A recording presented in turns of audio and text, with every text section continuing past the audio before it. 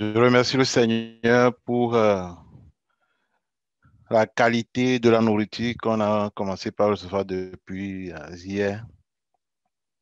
Et ce matin, j'aimerais qu'on regarde, depuis quelque temps, on reçoit des messages sur Babylone, qu'on regarde l'importance de connaître les temps dans lesquels nous sommes et surtout de savoir ce que nous devons faire.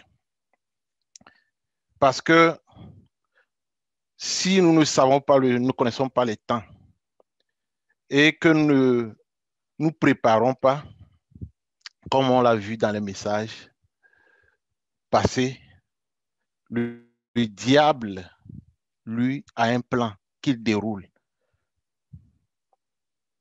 Il a un calendrier et dans ce calendrier, il imite souvent Dieu.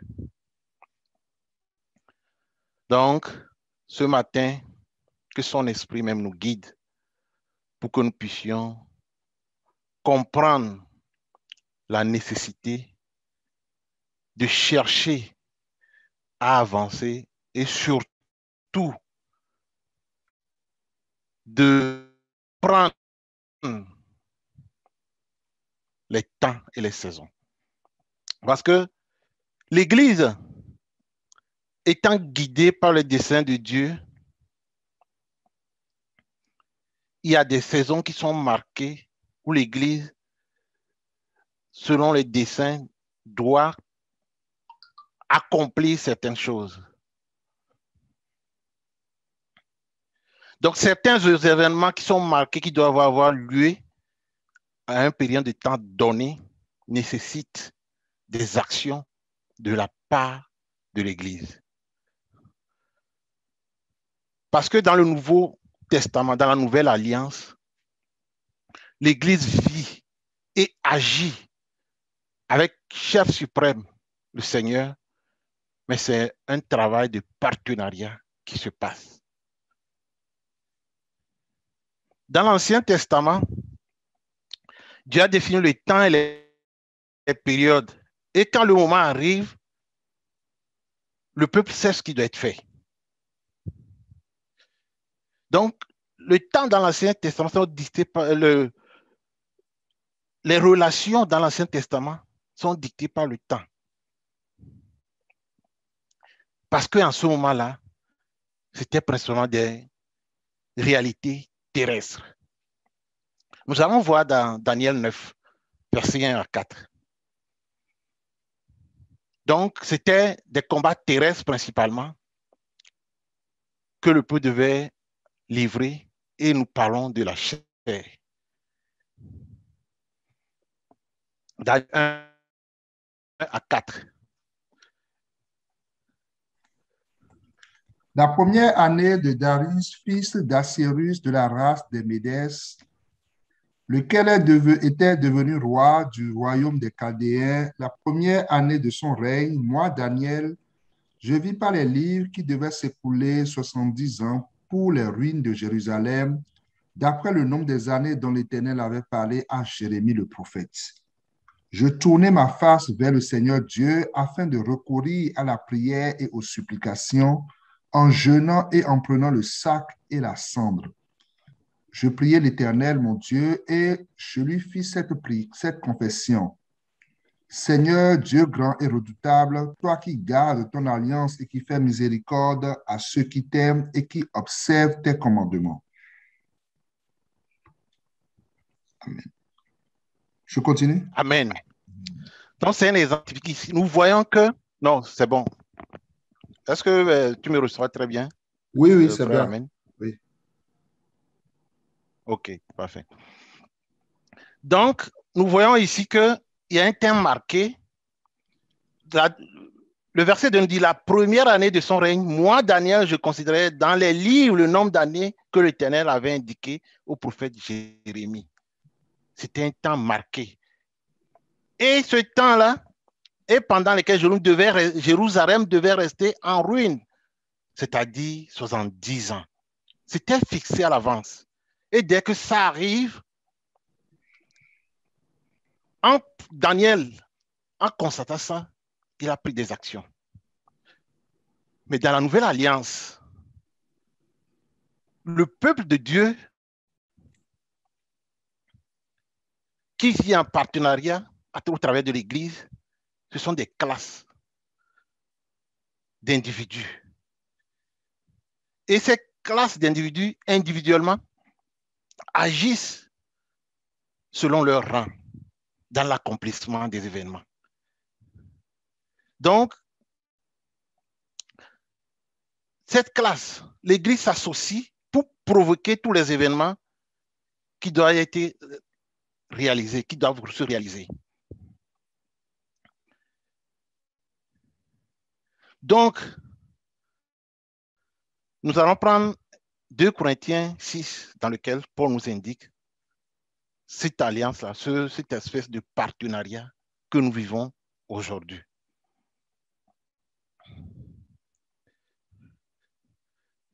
« 2 Corinthiens 6, verset 1.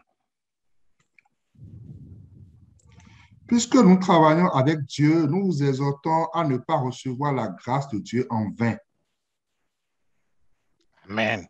Donc, quand nous recevons la grâce là, parce que c'est pour ce travail-là dont nous devons l'utiliser. Et nous avons la responsabilité d'avancer. Nous avons dit qu'il y a 3 classes. Il y a d'abord les appelés. Ceux qui sont appelés, on va prendre les élus. On aura les fidèles qui suivent l'agneau partout où il va.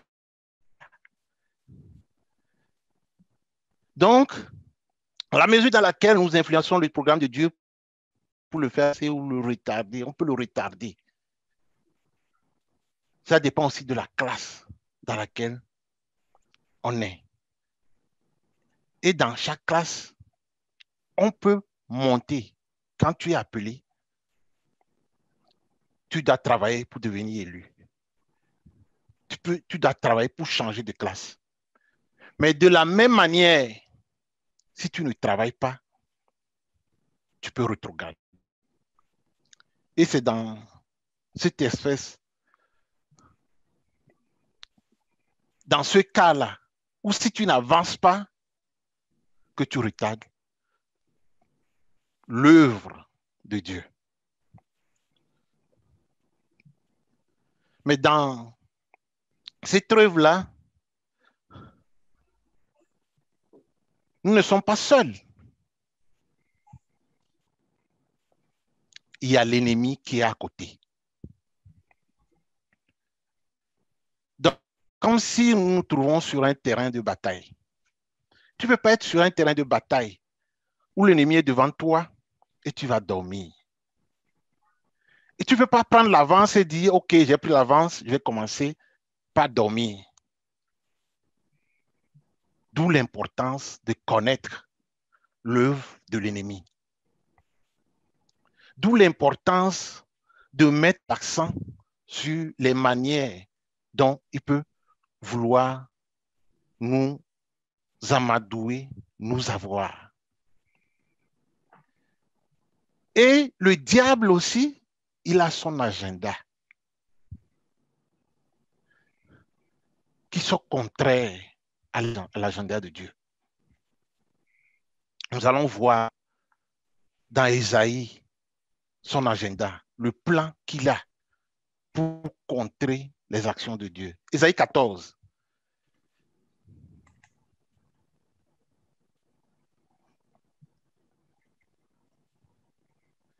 Ésaïe 14, verset 13. Tu disais en ton cœur, je monterai au ciel, j'élèverai mon trône au-dessus des étoiles de Dieu, je m'assirai sur la montagne de l'assemblée à l'extrémité du septentrion. Je monterai sur le sommet des nues, je serai semblable au Très-Haut. Je monterai sur le sommet des nues, je serai semblable au Très-Haut. Il sera semblable, donc il y aura une contrefaçon. Il disait dans son, je monterai au ciel, je leverai mon trône au-dessus des étoiles. Je monterai Je m'assirai sur la montagne de l'assemblée. Et ça, on l'a décrit sur la façon dont la bête, le septien, Babylone. Nous allons prendre quelques exemples. Depuis Genèse jusqu'à Apocalypse, au fur et à mesure que l'œuvre de Dieu avance, le diable aussi avance pour empêcher l'accomplissement de l'œuvre. Nous allons prendre, depuis Genèse, on prend quelques exemples seulement, vu le temps qui nous est imparti. Nous allons prendre Genèse 3. Dans le jardin d'Éden,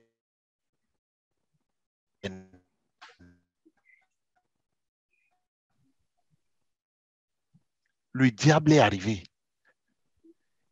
et il a utilisé quoi pour tirer. Genèse 3, verset 1 à 5.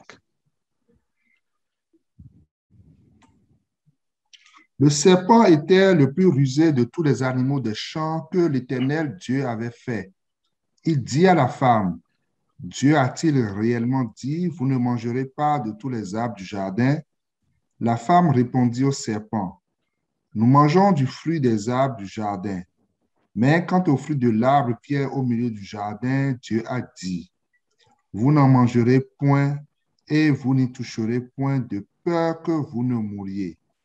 Alors le serpent dit à la femme, vous ne mourrez point, mais Dieu sait que le jour où vous en mangerez, vos yeux s'ouvriront et que vous serez comme des dieux connaissant le bien et le mal. Vous voyez dès le commencement comment il s'est pris. On va mettre l'accent sur le détail qui est ici. On dit le serpent était le plus rusé. Donc, la manière dont le diable fonctionne, ce n'est pas des ruses. Mais comment il s'est comporté, ce sont des questions. Dieu a-t-il vraiment dit que vous ne mangerez aucun des fruits? Et bien après la réponse,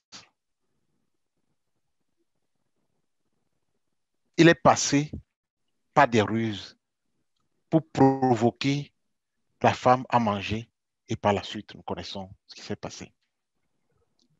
Donc, nous gardons à l'esprit cet aspect de ruse et cet aspect cette forme de je vais te donner plus de connaissances ou est-ce réellement ça, le doute? Nous allons voir ce côté plus loin.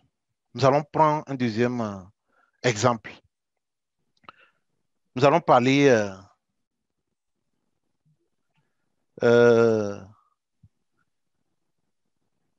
de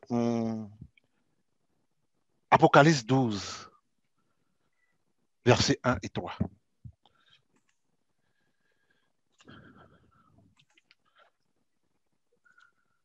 Un grand signe parut Donc, dans le avant ça, nous allons parler d'abord de... nous allons prendre l'exemple là aussi, on ne va pas le laisser. Nous allons parler de Genèse 26 d'abord, avant de passer directement à Apocalypse. Genèse 26, nous allons parler des buts d'Isaac.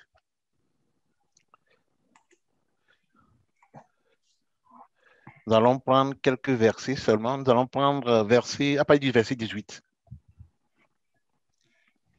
Isaac creusa de nouveau les puits d'eau qu'on avait creusés du temps d'Abraham son père et qu'avaient comblé les Philistins après la mort d'Abraham, et il leur donna les mêmes noms que son père leur avait donnés. Les serviteurs d'Isaac creusaient encore dans la vallée et y trouvaient un puits d'eau vive. Les bergers de Guérar querellaient les bergers d'Isaac en disant, l'eau est à nous. Et il donna au puits le nom d'Essec parce que s'était disputé avec lui. Ses serviteurs creusaient un autre puits au sujet duquel on chercha aussi une querelle et il l'appela Sitna. Il se transporta de là et creusa un autre puits pour lequel on ne chercha pas querelle et il appela Rehoboth, car, dit-il, l'Éternel nous a maintenant mis au large et nous prospérerons dans le pays. Il remonta de là. Amen. Amen. Amen. On va s'arrêter là-bas.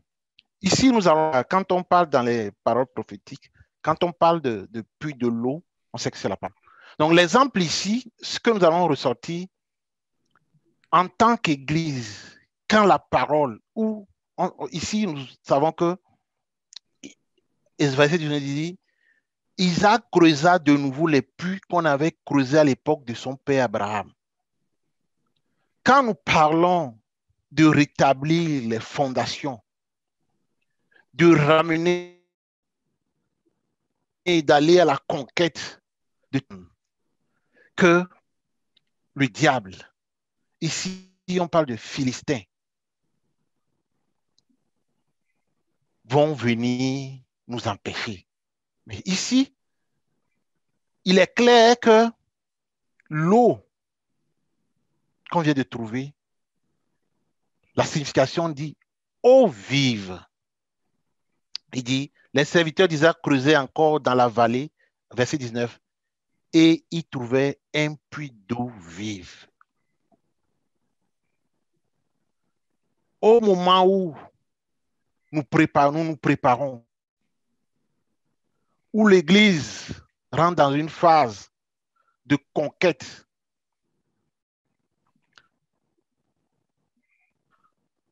où l'eau vive, pas d'eau vive, quand on sait que l'eau, quand ça jaillit, ça parle de l'esprit.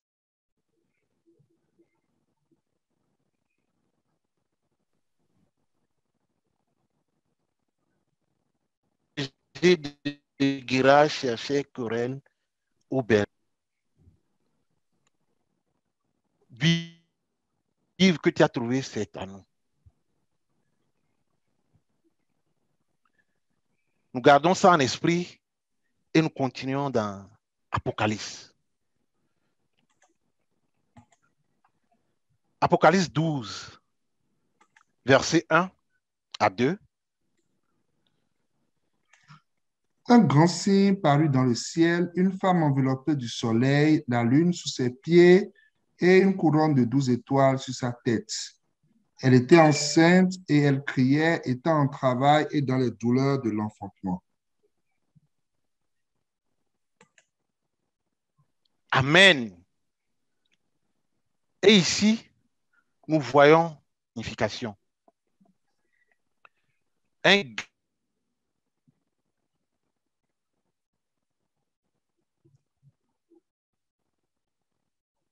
paru.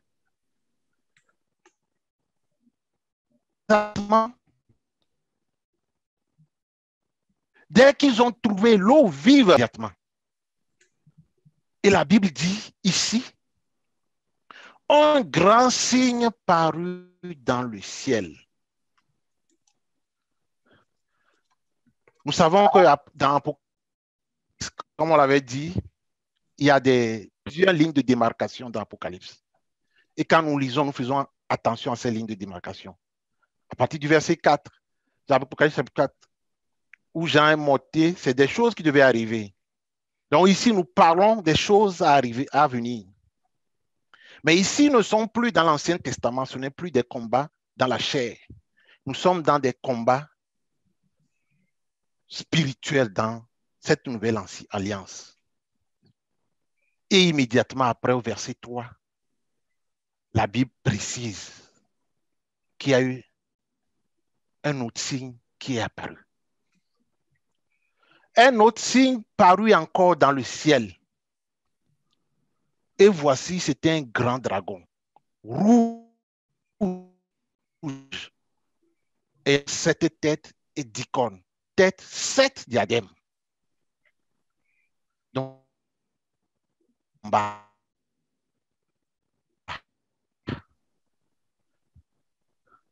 ce n'est plus un combat seulement dans la chair. Imite, apprend, essaie toujours d'imiter le vrai. Donc, cette contrefaçon, c'est une opposition contre l'Église. Parce que l'œuvre de l'Église qui se passe en ces temps-ci, depuis la croix, où l'Église agit main dans la main, avec la tête, le diable s'attaque. Donc, ce sont des saisons. Et mais nous, dans cette période-ci, nous ne connaissons pas ces saisons-là. Donc, ces saisons prophétiques sont délimitées. Et lorsque ce que le Seigneur, là, le temps est passé, c'est le Seigneur qui est la tête qui nous guide. Donc, ce qui doit s'accomplir, dès que ça s'accomplit, le Seigneur rentre dans une autre phase. Donc, l'Église n'est plus guidée par le temps. C'est uniquement par le dessein de Dieu. Et c'est Dieu qui nous déclare ces choses-là. Mais ces choses sont réservées à des classes de personnes. Nous allons dans Matthieu 24. Nous ne connaissons pas l'heure. Nous connaissons le jour. Donc, je disais qu'on peut prendre Luc ou Matthieu ou Marc, on a tout ça dans Matthieu 24. Donc, si on prend Matthieu 24, 32 à 36. Matthieu 24, le verset 32 à 36. À 36. Ouais. Instruisez-vous par une comparaison tirée du figuier. Dès que ses branches deviennent tendres et que les feuilles poussent, vous connaissez que l'été est proche. De même, quand vous verrez toutes ces choses, sachez que le Fils de l'homme est proche à la porte. Je vous le dis en vérité, cette génération ne passera point que tout cela n'arrive. Le ciel et la terre passeront, mais mes paroles ne passeront point. Pour ce qui est du jour et de l'heure, personne ne le sait, ni les anges des cieux, ni le Fils, mais le Père seul. Amen. Amen. Mais le Père seul les connaît. Mais il y a un détail ici. Instruisez-vous par une comparaison tirée du figuier. Dès que les branches deviennent tendres et que les feuilles poussent, vous connaissez que l'été est proche. Donc, il doit y avoir des signes, il doit y avoir des choses qui vont se passer. Ça nous permet de savoir que le travail du Père est arrivé à telle période. Parce que nous savons que si nous devons comprendre les saisons, ben, il y a des changements qui doivent se produire. De même, quand vous les verrez, toutes ces choses, sachez que le Fils de l'homme est proche. Donc, l'Église doit savoir, doit déterminer, doit connaître les saisons. Parce que l'Église travaille en partenariat avec le Père. Et c'est le Père qui nous guide. Mais quand tu as un guide qui est devant toi,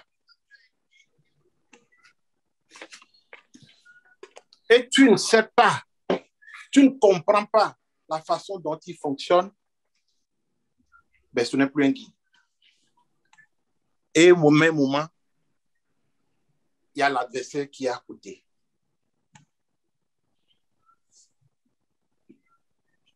Donc, la même chose, on est révélé dans Luc 21, 29 à 36 aussi.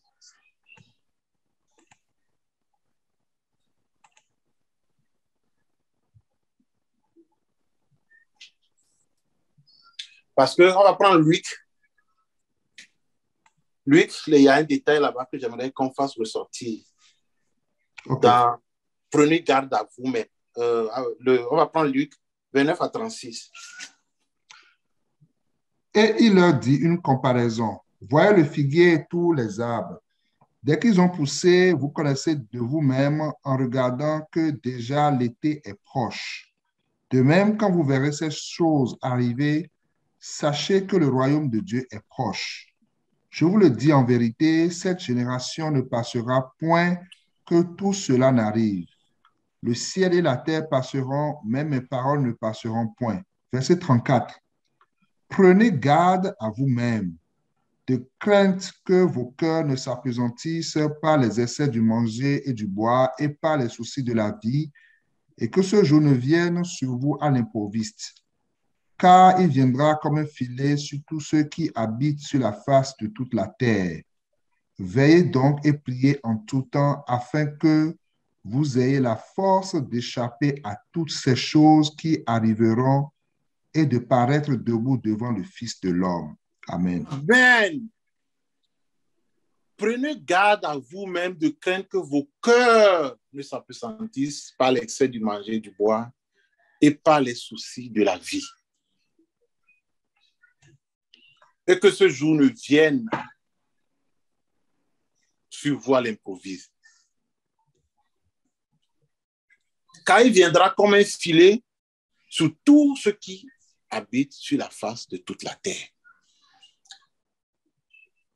Donc, c'est très important ce passage-là. Nous devons faire attention. Mais faire attention surtout à quoi?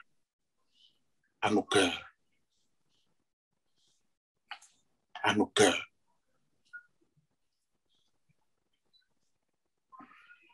Donc, comme je le dis, surtout dans l'Apocalypse, au travers de Jean, Dieu nous a donné quelques bouts. Et ces bouts nous indiquent, nous montrent en quelque sorte les choses. Même si nous ne connaissons pas le temps, nous connaissons le programme de l'Église.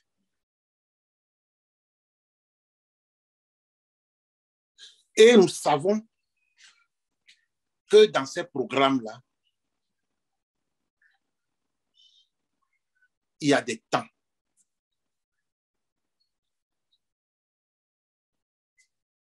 Et nous savons qu'au milieu de nous, comme on l'a dit, nous avons des responsabilités.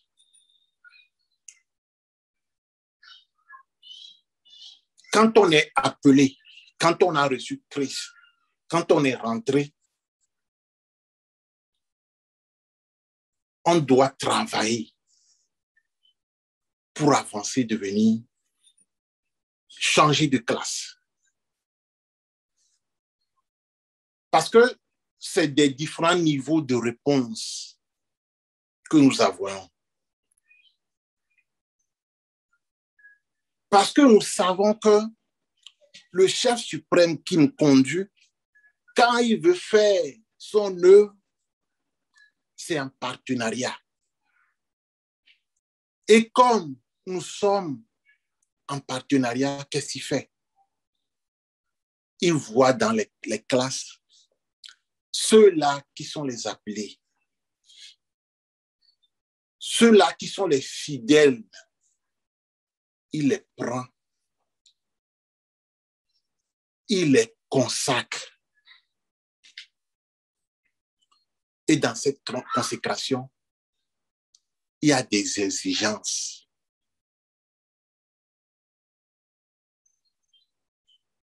Et il commence par son esprit à faire un travail en eux. Et quand ce travail-là commence, il déverse au travers de la pluie dans son assemblée. Et ces niveaux de pluie aussi, il y a des degrés de pluie. Comme on l'a vu dans les paroles prophétiques, l'exemple que j'avais pris, il y a les pluies, l'eau. Mais l'eau là, ceux-là qu'on prend là, ils vont le transformer. Ça va jaillir, ça va devenir l'esprit. Et quand l'esprit abonde, ça donne des vies. Donc, il y a 3 niveaux. Il y a la pluie de la parole, la pluie de l'esprit et la pluie de la vie. Et c'est par ces moyens que Dieu exerce son contrôle, effectue son travail dans l'Église. Mais quand son travail commence, ce travail se révèle à des gens qui comprennent les temps et les saisons. Parce qu'il doit y avoir des signes. Le développement de l'Église se traduit par des signes.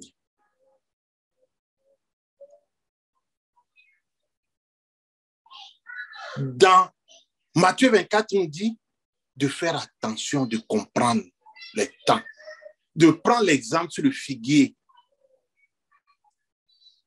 Ma prière pour l'Église de Québec, pour le corps de Québec, c'est qu'il déverse au milieu de nous ces catégories d'appelés, de choisis et d'élus, de fidèles qui le suivent partout, pour qu'ils déversent ces différentes, la parole, l'esprit, et que nous arrivons à vivifier, à ramener des esprits morts, à ramener des gens qui sont dans la perdition à la vie.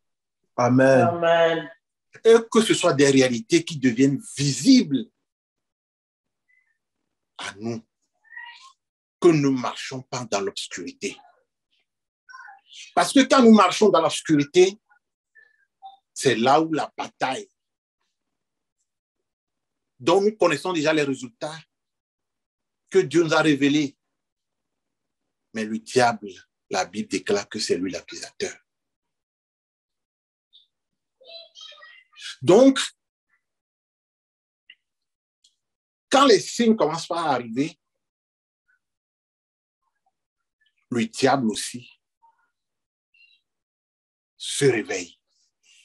Et ça, on a démontré. On a pris seulement quelques exemples. Il y en a tellement dans la Bible. Mais nous devons vraiment faire attention que nous ne soyons pas des esprits ou des individus que le diable va utiliser contre l'œuvre de Dieu. Que nous devons vraiment faire attention. C'est pourquoi nous devons rester sur nos gardes. Nous devons rester éveillés. Parce que nous faisons un but. L'objectif, les desseins de Dieu, c'est quoi? C'est d'avoir une église parfaite, sans tache. Et c'est uniquement en ce moment-là que tout sera accompli.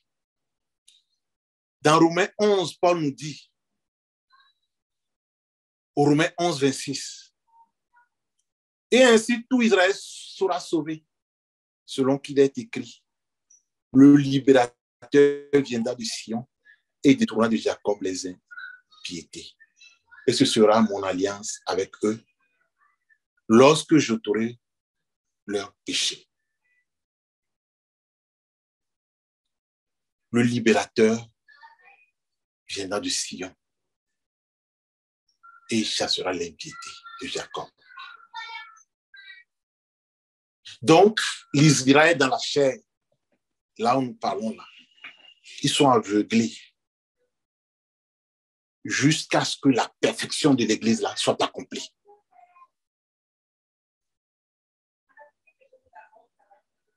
Donc, le Seigneur, Dieu, il est toujours concentré sur son Église. Et l'œuvre qu'il fait, c'est de nous conduire en cette perfection-là. Parce que quand on prend des représentations, ce n'est ni des personnes. Quand on rentre dans une ville, c'est son Église. Mais revenons un peu à ce que nous avons dit dans Matthieu 24 et dans Luc 21. Mais nous allons prendre le détail qui est très important. Matthieu 24, verset 36, qui nous dit, « Quant au jour et l'heure, personne ne les connaît, pas même les anges du ciel, ni même le Fils. Mon Père seul les connaît. » Donc ici, ça nous indique qu'il y a des événements du jour et il y a des événements de l'heure, mais qui vont nous annoncer les temps à venir. Mais nous ne pouvons pas donner l'heure tant que le Père ne nous l'a pas révélé. Et tant que nous ne recevons pas ces révélations, comme je l'ai dit, nous restons dans le flou. C'est l'exemple du peuple d'Israël. Nous n'allons faire que tourner, tourner, tourner. Mais seul le Père va nous indiquer le nord. Mais donc, c'est pourquoi c'est très important dans ces moments-là de savoir ce que fait le Père, ce qui se passe, et nous sommes dans quelle saison?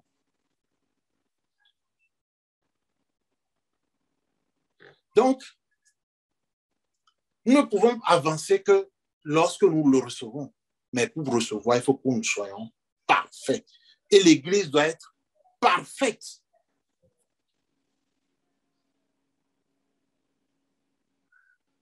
Donc, nous allons voir ces deux détails pour voir.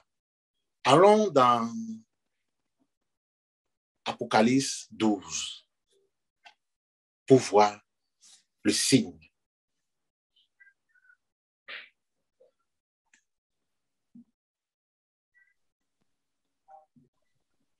Nous allons prendre à partir du verset 1 à 6. Un grand signe parut dans le ciel, une femme enveloppée du soleil, la lune sous ses pieds et une couronne de 12 étoiles sur sa tête. Elle était enceinte et elle criait, étant en travail dans les douleurs de l'enfantement. Un autre signe parut encore dans le ciel et voici, c'était un grand dragon rouge ayant 7 têtes et 10 cornes et sur ses têtes 7 diadèmes. Sa queue entraînait le tiers des étoiles du ciel et les jetait sur la terre. Le dragon se tint devant la femme qui allait enfanter afin de dévorer son enfant lorsqu'elle aurait enfanté. Elle enfanta un fils qui doit paître toutes les nations avec une verge de fer. Et son enfant fut enlevé vers Dieu et vers son trône. Et la femme s'enfuit dans le désert où elle avait un lieu préparé par Dieu afin qu'elle y fût nourrie pendant 1260 jours. Amen. Amen. Tu es où? Ouais, au verset 5. Et ici, nous voyons que c'est l'aspect dont nous avons parlé premièrement. Et à partir du verset 7, ça va nous parler de la guerre qu'il y a eu dans le ciel. Nous allons faire attention au verset 12. Nous allons lire du verset 7 au verset 12. Il y eut guerre dans le ciel. Michel et ses anges combattirent contre le dragon et ses anges combattirent. Mais ils ne furent pas les plus forts et leur place ne fut plus trouvée dans le ciel. Et il fut précipité le grand dragon, le serpent ancien, appelé le diable et Satan, celui qui séduit toute la terre. Il fut précipité sur la terre et ses anges furent précipités avec lui. Et j'entendis dans le ciel une voix forte qui disait, « Maintenant le salut est arrivé, la puissance et le règne de notre Dieu et l'autorité de son Christ, car il a été précipité, l'accusateur de nos frères, celui qui les accusait devant notre Dieu jour et nuit. ils l'ont vaincu à cause du sang de l'agneau et à cause de la parole de leur témoignage, et ils n'ont pas aimé leur vie jusqu'à craindre la mort. C'est pourquoi réjouissez-vous, cieux, et vous qui habitez dans les cieux. Malheur à la terre et à la mer, car le diable est descendu vers vous, animé d'une grande colère, sachant qu'il a peu de temps. Amen. Amen. Donc ici, il est clair que le diable a été vaincu. Et il fut précipité, le grand dragon, le serpent, le verset 9, qui nous dit, appelé le diable et Satan, celui qui séduit tout, il fut précipité sur la terre. Mais cette guerre-là se passe toujours. Mais cette guerre-là se passe où? C'est là où le diable travaille le plus. C'est dans nos têtes. Et c'est une guerre toujours en cours. C'est pour cela que la Bible nous met en garde. Et c'est dans nos têtes que Satan commence par nous accuser. Parce que le ciel n'a plus accès au ciel. La Bible déclare qu'il a été chassé. Il n'a plus accès. Il ne peut pas s'approcher, il ne peut plus s'approcher du trône. Mais il sait qu'il peut s'attaquer, il peut s'introduire, il peut prendre des moyens pour pouvoir agir. Mais vous voyez quel moyen il prend. Quand nous voyons le temps que le diable choisit, ce sont des moments critiques. Nous, ici, on parle d'un moment où l'Église est en travail. L'Esprit travaille pour l'enfantement. Des moments où, quand on prend l'exemple du peuple d'Israël dans la chair, quand il devait rentrer dans la terre promise, les guerres qui sont passées, des moments critiques, ce sont ces moments-là qu'il a choisis. C'est là où il choisit d'apparaître pour pouvoir attaquer.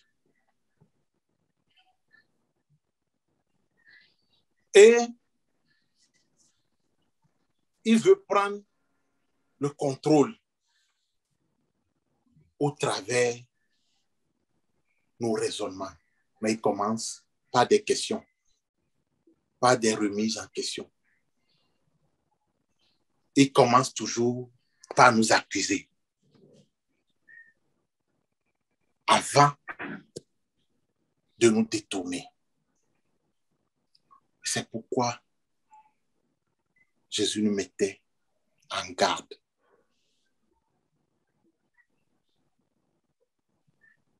Prenez garde à vous-même. Je reviens dans Luc 21, 24, 34. De craindre que vos cœurs n'appesantissent par l'excès de manger et de boire, par les soucis de la vie, et que le jour ne vienne pas, car il viendra comme un filet sur tous ceux qui habitent sur la face de toute la terre. Veuillez donc et priez en tout temps.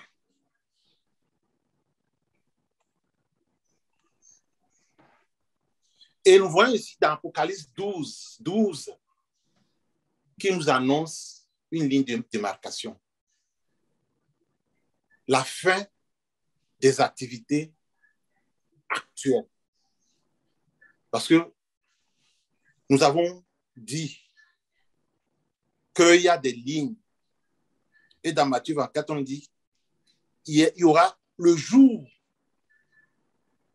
Et dans cette journée aussi, il y aura l'heure. Donc, nous devons faire attention à Apocalypse 12, qui marque la fin des activités passées et les activités en cours qui sont la ligne d'Apocalypse 12. Mais les activités à venir commencent au même moment.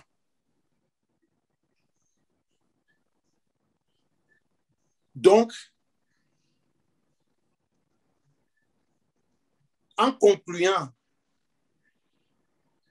les événements passés, on nous dit, c'est pourquoi cieux, réjouissez-vous.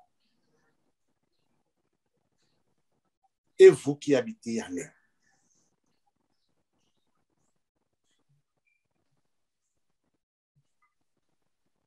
Et le diable sait que dès qu'il est précipité, ses jours sont comptés. Et quand ses jours sont comptés, qu'est-ce qu'il fait? Mais il veut détruire. Il veut aller rapidement. Et c'est ce que nous allons voir ici. Les différents types de bêtes là. Nous allons prendre Apocalypse 13. Nous avons eu plusieurs enseignements sur les façons dont il va fonctionner, la façon dont il se prend, la façon dont il fonctionne, la façon dont il détourne les choses. Mais nous allons rappeler quelques points. Apocalypse 13, versets 1 et 2. Et il se tint sur le sable de la mer. Puis je vis monter de la mer une bête qui avait 10 cornes et 7 têtes, et sur ses cornes 10 diadèmes, et sur ses têtes des noms de blasphème. La bête que je vis était semblable à un léopard, ses pieds étaient comme ceux d'un ours, et sa gueule comme une gueule de lion. Le dragon lui donna sa puissance et son trône et une grande autorité. Nous allons lire le verset 11. Puis je vis monter de la terre une autre bête qui avait 2 cornes semblables à celles d'un agneau et qui parlait comme un dragon. Amen. Nous avons dit que la bête de la mer est politique. La bête de la terre représente le religieux. Si nous avons bien compris ça, ici, on nous dit que la bête que je vis était semblable à un léopard. Ses pieds étaient encore, au verset 2, ceux d'un ours et sa gueule comme une gueule de lion. Le dragon lui donna sa puissance et son trône et une grande autorité. Et là, nous voyons que il a reçu le pouvoir. Il a le trône. Il a. Donc, ce sont les deux signes. Mais la bête de la mer, on nous indique qu'il a déjà reçu la grande autorité. Mais la bête de la terre n'a pas encore reçu cette autorité-là. Nous allons voir, nous allons prendre Apocalypse 13 toujours. Nous allons lire les versets 11 à 18.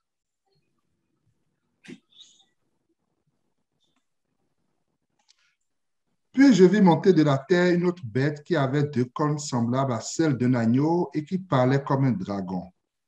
Elle exerçait toute l'autorité de la première bête en sa présence et elle faisait que la terre et ses habitants adoraient la première bête dont la blessure mortelle avait été guérie.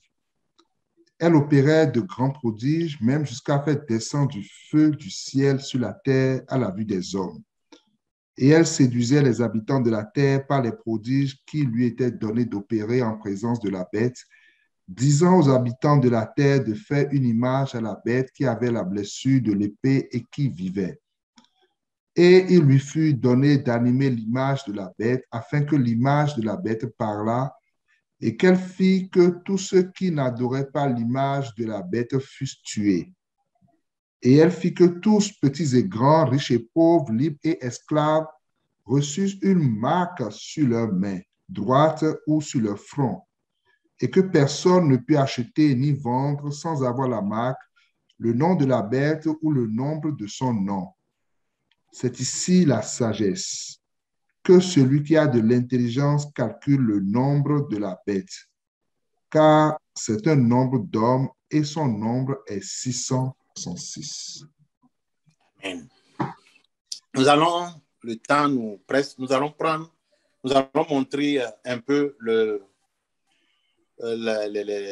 l'évolution du couronnement du troisième force que la bête devait recevoir. Nous allons prendre, parce que nous avons lu dans Apocalypse 13, 1, on va retourner à ça et souligner quelques...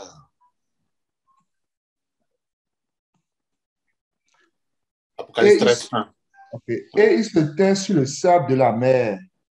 Puis je vis monter de la mer une bête qui avait 10 cornes et 7 têtes, et sur ses cornes 10 diadèmes, et sur ses têtes des noms de blasphème.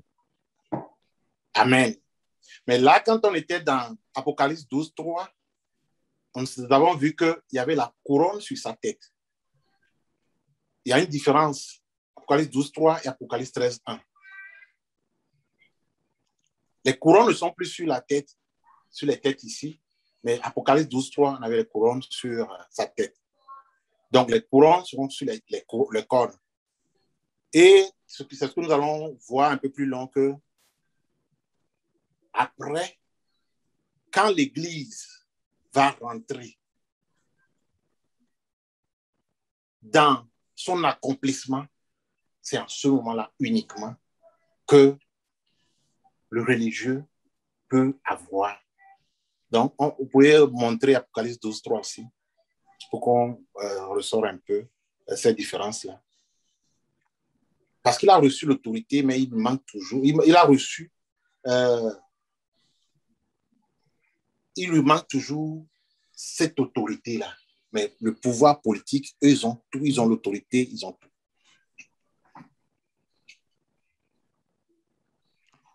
Apocalypse 12, verset 3. Un autre signe parut encore dans le ciel, et voici, c'était un grand dragon rouge, ayant 7 têtes et 10 cornes, et sur ses têtes 7 diadèmes. Amen. Donc, tant que l'Église n'arrive pas à sa perfection, l'autorité là, le diable ne l'aura pas, le religieux. Et nous allons voir ça, nous allons dans Apocalypse 17, verset 12.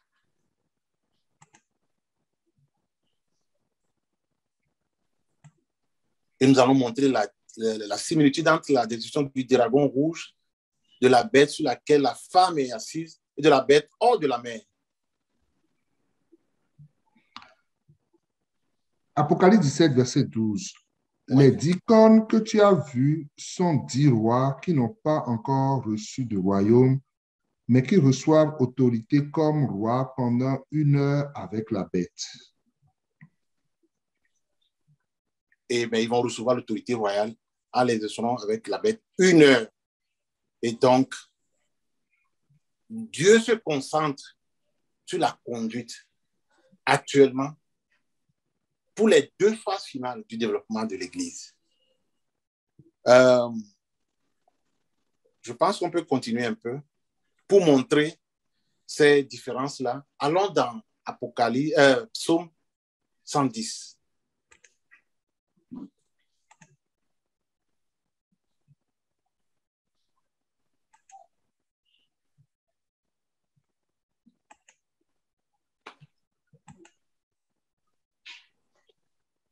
Verset combien, s'il vous plaît?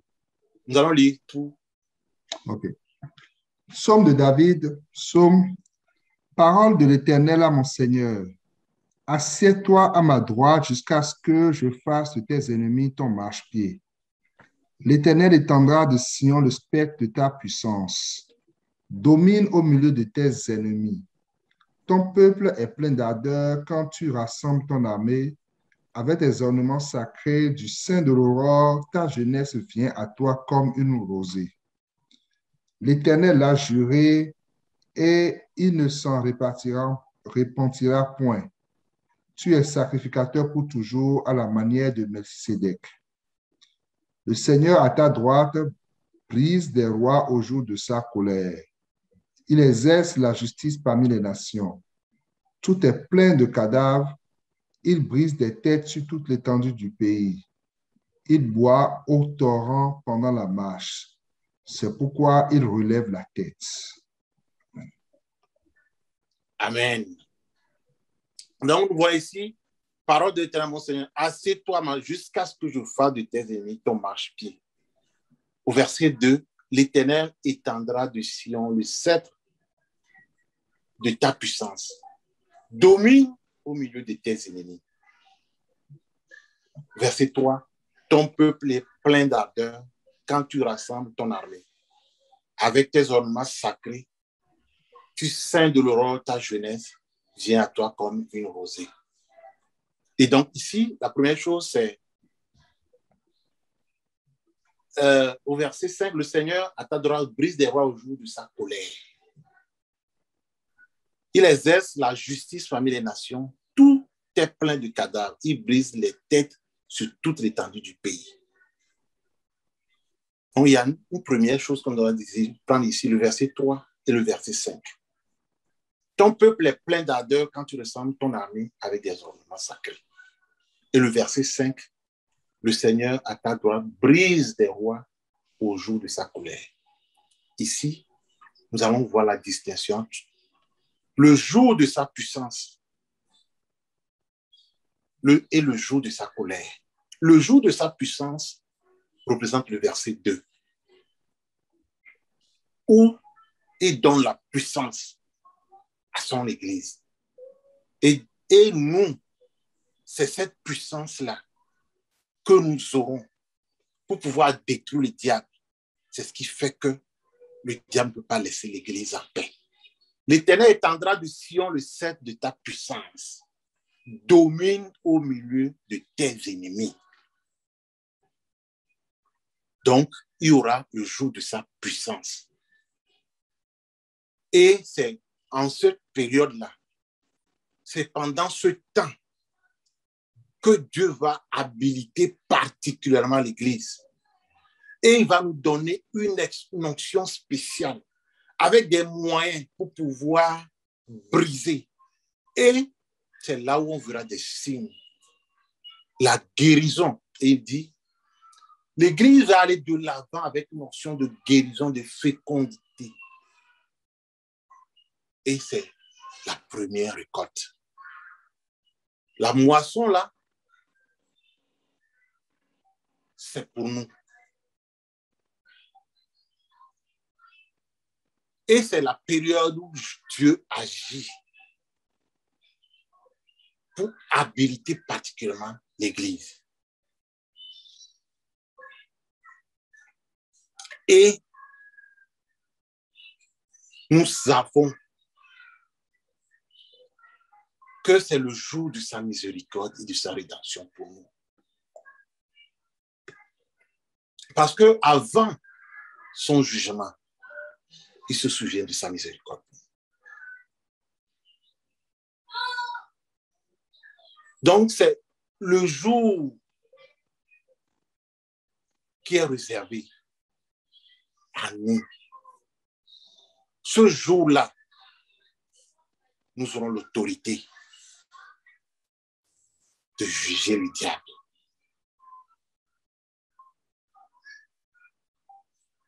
Et nous serons en union, parfaite union avec le Père. Parce que nous serons l'Église sans tache, selon ses desseins. Et ce stade-là, on ne l'a jamais atteint auparavant. Mais nous devons distinguer ce jour-là du jour de sa venue. Mais c'est le jour de notre gloire, de son Église. C'est le temps où nous sommes au stade suprême, mûri. Et nous sommes parfaits. Et c'est là où nous allons recevoir ce pouvoir illimité. Mes frères et sœurs, c'est vraiment grand. C'est puissant. Et ça nous permet de voir le pourquoi. Le diable aussi. Dès que l'Église se prépare, dès que l'Église souffre pour se parfaire, il se pointe. Il se dresse. pour pouvoir nous empêcher. Parce que c'est une question de vie ou de mort. Mais nous savons, parce que Dieu nous a déjà montré, que lui n'a que quelque temps. Il n'a que quelque temps. Parce que la colère de Dieu viendra. C'est la deuxième partie que nous allons voir au verset 5. Le Seigneur à la droite brise des rois au jour de sa colère. Tous ceux-là qui ont participé, tous ceux-là qui se sont enivrés, tous ceux-là, pas de quelle manière ou ce que ce soit, vont répondre. Et ce sera le jour de sa colère. Donc, en ce jour-là, les nations, tout ce qui dominait, ils rentreront sous l'autorité de l'Église.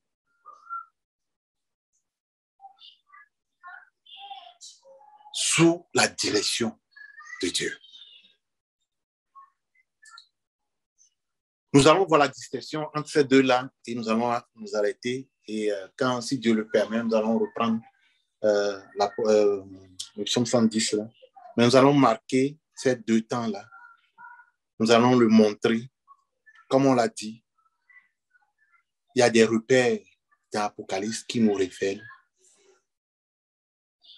certains moments clés de l'évolution de l'Église. Nous allons prendre Apocalypse 14.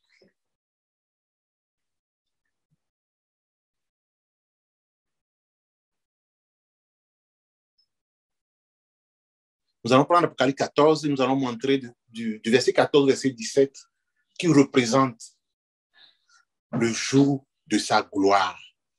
Et dans ce côté-là, ça nous parle d'une nuée. Et sur cette nuée-là, ici, cette nuée représente nous, l'Église. Nous qui sommes appelés et qui avons grandi pour le suivre partout où il va. Et l'image qu'il nous donne ici, c'est que il est sur nous et on avance et va lancer sa faucille. Mon frère, tu peux faire la lecture, s'il te plaît. Je regardais, voici, il y avait une nuée blanche, et sur la nuée était assis quelqu'un qui ressemblait à un fils d'homme, ayant sur sa tête une couronne d'or et dans sa main une faucille tranchante. Et un autre ange sortit du temple, criant d'une voix forte à celui qui était assis sur la nuée. Lance ta faucille et moissonne, car l'heure de moissonner est venue, car la moisson de la terre est mûre. Et celui qui était assis sur la nuée jeta sa faucille sur la terre, et la terre fut moissonnée. Et un autre ange sortit du temple qui est dans le ciel, ayant lui aussi une faucille tranchante. Amen. C'est glorieux, c'est puissant. Et c'est pourquoi nous devons travailler pour arriver, pour accompagner. Comme on l'a dit au début, l'évolution pour atteindre ce stade-là peut être retardée par l'action, par nos actions. Et comme on l'a vu dans le passé, c'est une œuvre commune. C'est pourquoi quand il met en place l'œuvre, selon Éphésiens 4, chacun a un rôle à jouer. Que ne soyons pas découragés, comme on l'a vu ce matin. Que ne soyons pas empêchés par quoi que ce soit. Restons fixés, nous fixons nos regards sur ce jour-là, sur ce temps-là, parce que c'est glorieux. Et mon frère, tu vas continuer et nous allons montrer ce qui va se passer. Donc, l'Apocalypse 14, de verset 18 à 20, nous montre le jour de sa colère.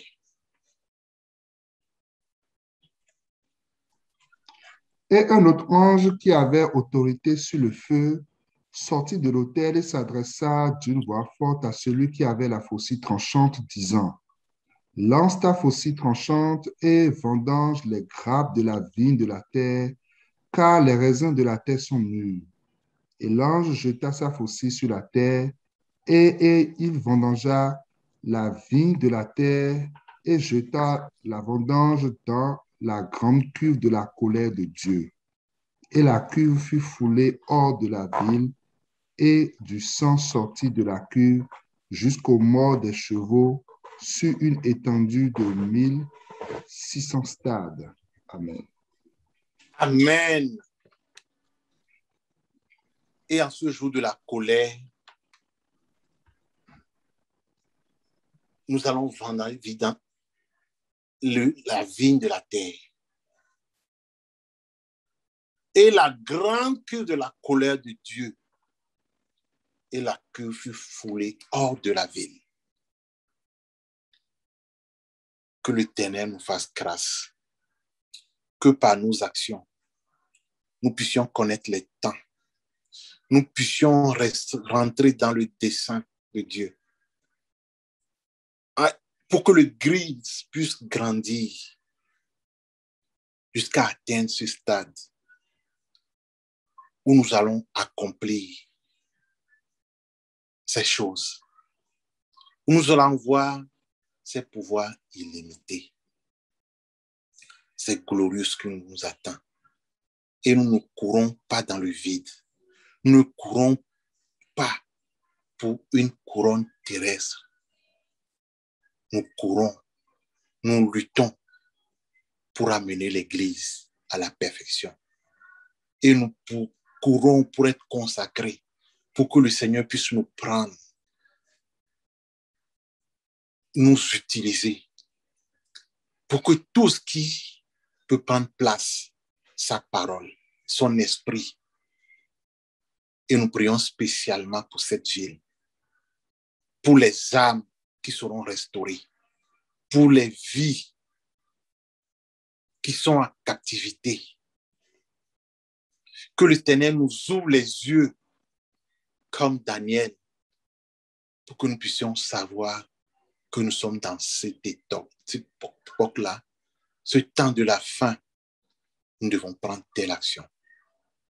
Que le Seigneur nous bénisse. Amen.